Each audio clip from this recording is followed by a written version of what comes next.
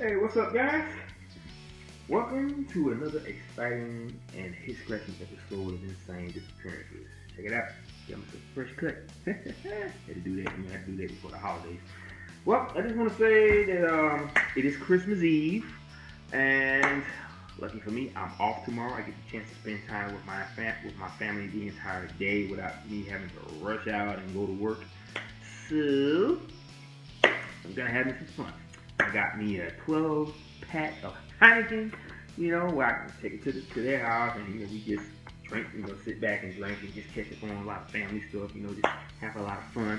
And to all of my beautiful, wonderful viewers, including you, KimStar66, I really do hope that everybody out there has a very, very, very Merry Christmas and a Happy New Year.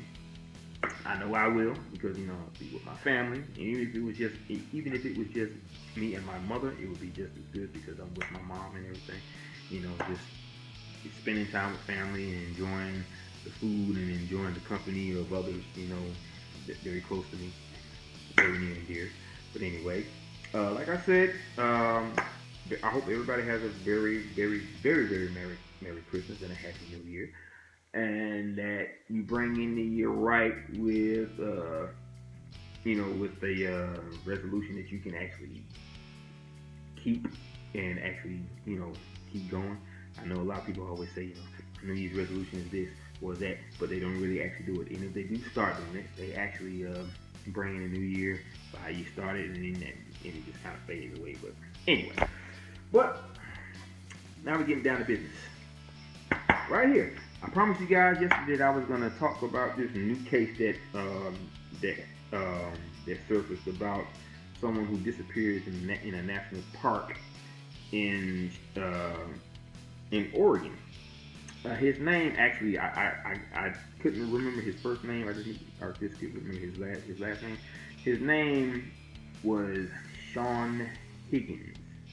They didn't mention his age because I think they were mostly worried about what happened to him and the fact that they've been looking for him but could never find him. But he disappeared on October 14th, 2016 in Coos Bay, Oregon, which is near Gold Beach, Oregon.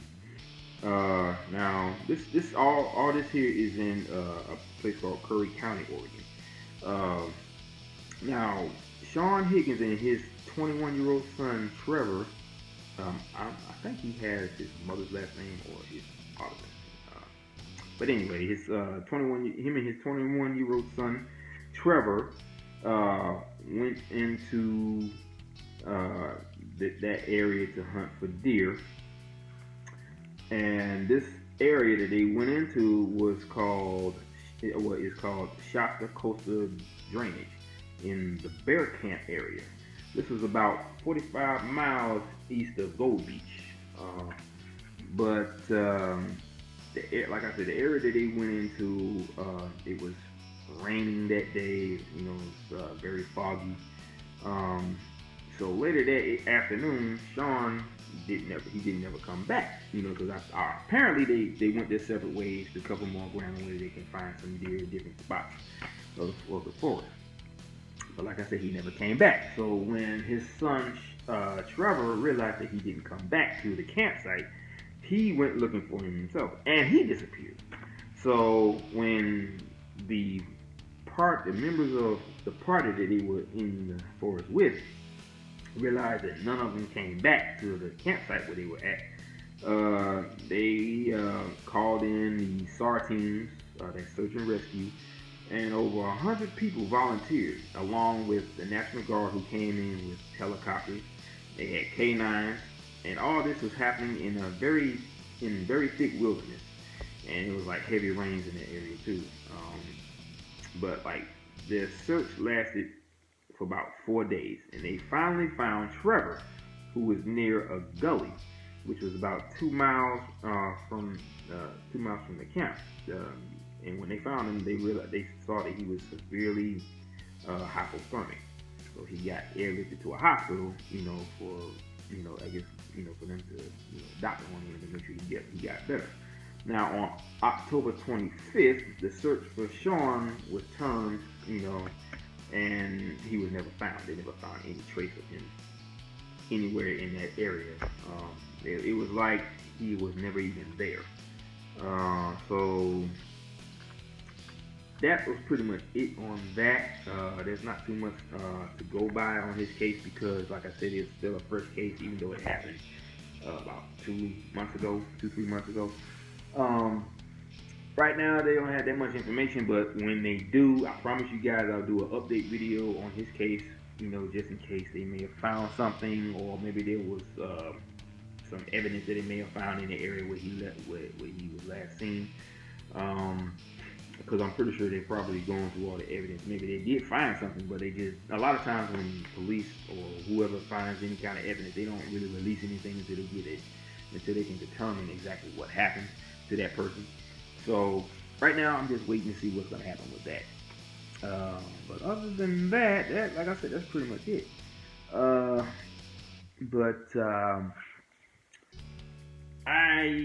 have been doing a lot of research on folkloric creatures, and those the ones that they call cryptic creatures. Like Pan from the mythological story of Avalon.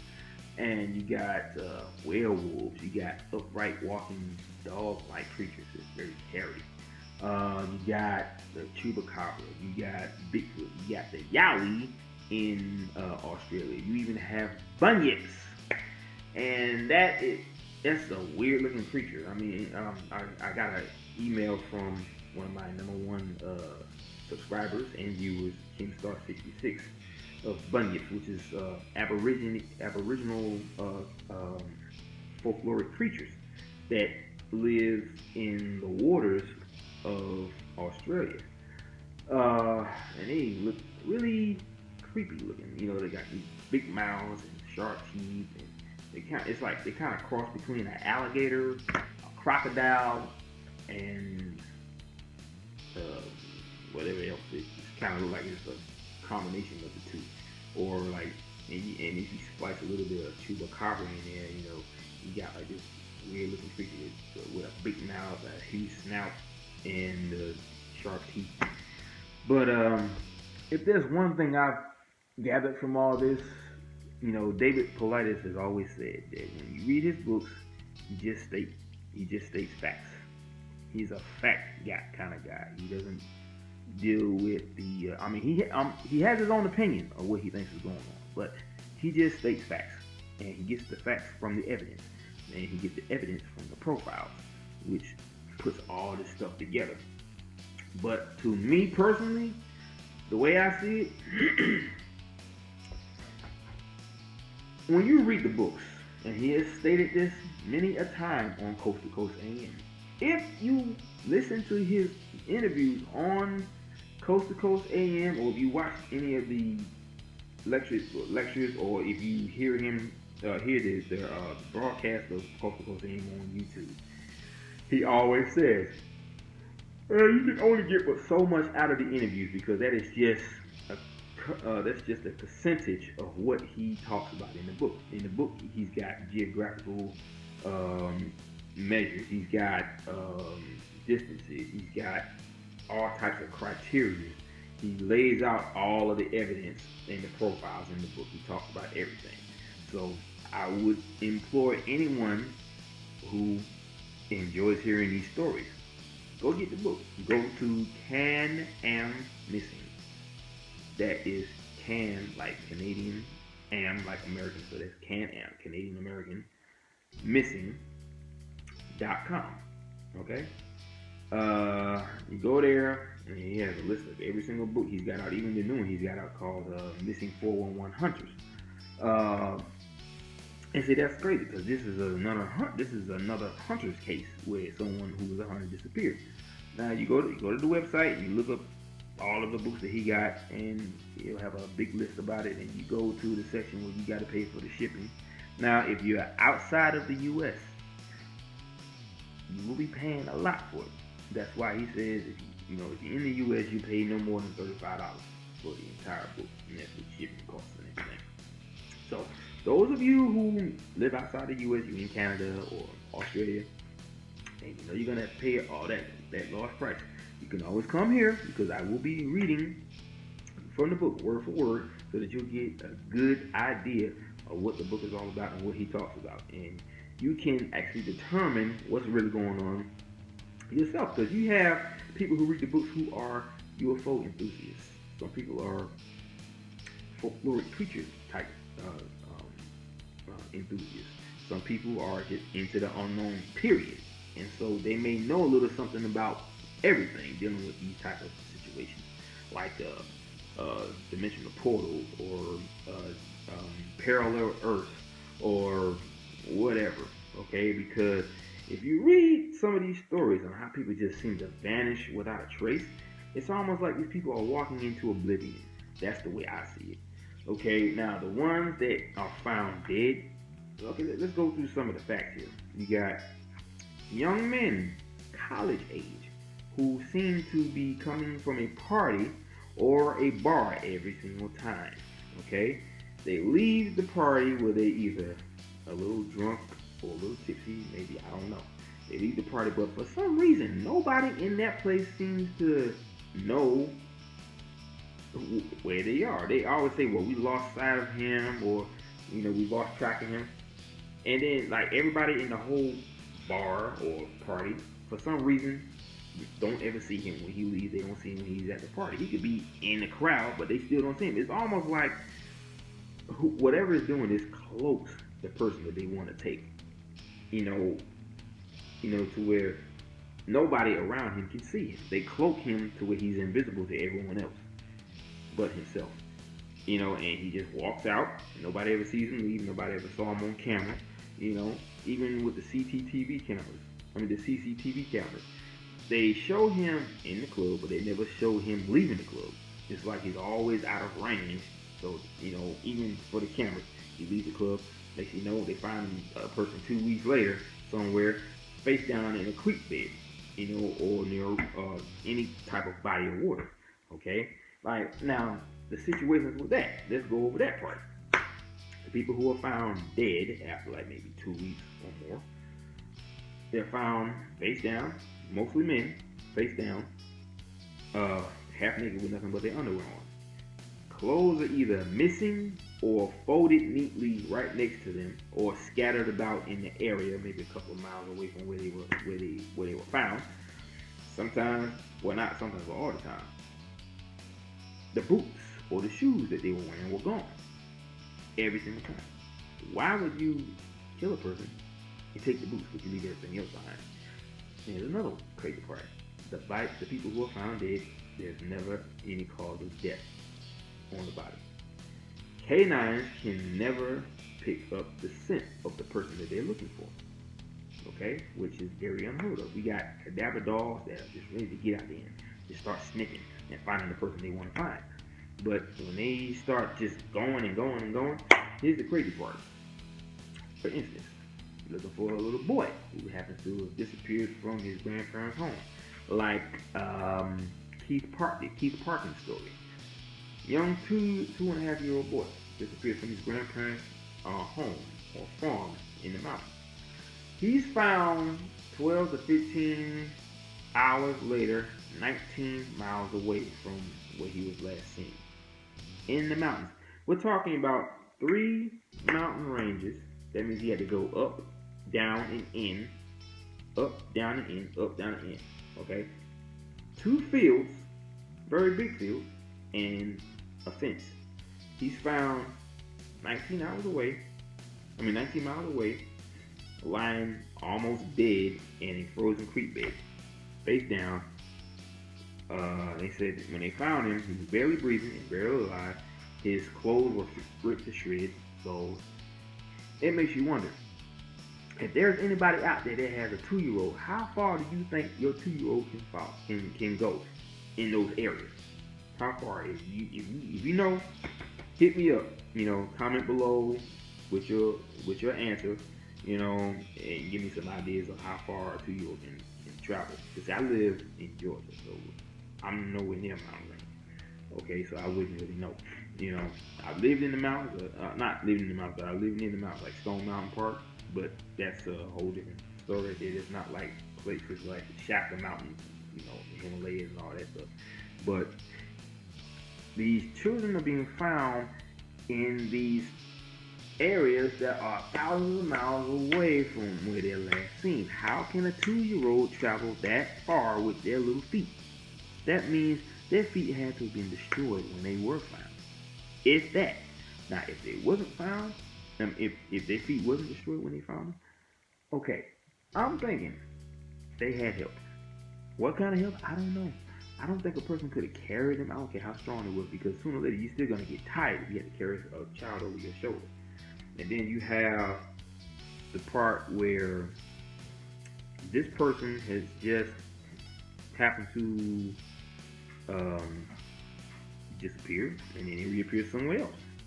Okay, so I'm thinking maybe they were, they probably they dematerialized and they materialized somewhere else, teleported, was lifted up by some aliens and was on a ship and they dropped them off somewhere else, miles away from where they were. Who knows? But the bottom line is, nobody ever knows. They don't know what happened to that person or what they went through, what they saw, you know, at the time when they were missing. That is the complete mystery. You know, the answers to that I don't have. I mean, all I have is theories. So, to anyone that may have any theories, you know what to do. Comment below. Hit me up with an email. You know, my email is in the description section of my page. Now, also, any of my viewers, if you have any cases of people vanishing in a national park in your area, if you know of a case, send me some information and I will post it on my page. You know, I would like to start doing that. You know, just yeah, I'm gonna still, like I said, read from the book, but I would like to get some very fresh cases that haven't made it to the book yet that are just as weird. Okay, so if any of you out there have any cases about people who disappeared in your area, like I said, hit me up. You know, send me a comment below, or you can email me the story. You know, whatever you feel is easiest. That is meckdee at comcast.net. Okay, all lowercase. So if you do have a story, you know what to do. Hit me up. But that's my time today on that story about Shawn Higgins. It's very unfortunate that he disappeared the way he did, because there was no trace of him found at all in that park. So he just vanished. So I'm thinking he walked into a dimensional hole, or he walked through some sort of vortex that led him to another world he couldn't get back from. I don't know, but that seems to be what has happened. Because see, I am a person who steps away from logical thinking, and I walk with the idea that there is something more going on, because I'm thinking that all of the things that we think are legends, folklore, science fiction, or nonfiction, all that stuff that is looked at as non-fact, I think sooner or later will become fact. The problem is we have to be able to get away from our own beliefs, the belief system, because that's not working. Logical thinking, the fact that for all parents, it's easier for them to say that their child was abducted or kidnapped by someone instead of something or an it. Okay, there is no known criminal I know that has the ability to commit a crime with 100% accuracy without leaving behind any evidence. That has never been done. They may have gotten away for a couple of years, but sooner or later they get found out. Now, I think the longest running case for any murders would be the Jack the Ripper murder, which they did finally find out. They did finally find out that the person who killed all those prostitutes was an actual doctor, which is the reason why this guy used a scalpel all the time to kill his victims. You know, but they finally found out who it was. The problem was, the man was dead and gone, hundreds of years, you know, in merry old England. So, but the fact is, they still found out who it was. But anyway, like I said, I got more coming. I got more stories to read. So, but I might not get a story in. I'll probably get a story in tonight when I come home from work. But tomorrow, I'm going to take a little vacation from making videos, probably, because like I said, I'm going to be spending time with my family. You know, they're here, you know, here in Georgia, you know, to spend time with us. So I'm going to be having fun with them. So if I don't get a video in tonight, I will see you guys first thing Monday morning with a video of my next story. And as a matter of fact, I'll give you guys a little preview of the next one that I will be reading. I did Harsha Medulla, so the next one should be Chad Sharon. Chad Sharon, he went missing on 12/12/2002 in South Bend, Indiana. He was at the age of 18 when he disappeared. So that will be my next case to read. Now the ones coming up is of course Chad Sharon. You got Gerald Smith, Walton Ward, and Joshua Squalls. Those will be the ones that I read back to back. So got a lot to cover, and there's over 300 some odd pages in here. There's like 365, 69. There's a lot. There's a lot of pages, so we got a long way to go. So, like I said, I hope that everybody, all my viewers, and all of my subscribers, have a very Merry Christmas and a Happy New Year. I'm rooting for you guys. I know you guys are going to have just as much fun as me. So, always imparting, aloha, mahalo, and what's the word for that in Hawaiian? There's a word for that in Hawaiian about how to say Merry Christmas. I think it's Kalikimaka. I gotta get that right. But anyway, Merry Christmas, you guys, and have fun with your families. And I will see you guys back here again soon, in a couple of days. So I'm gonna be having my fun. So peace out. Aloha. You give him a response.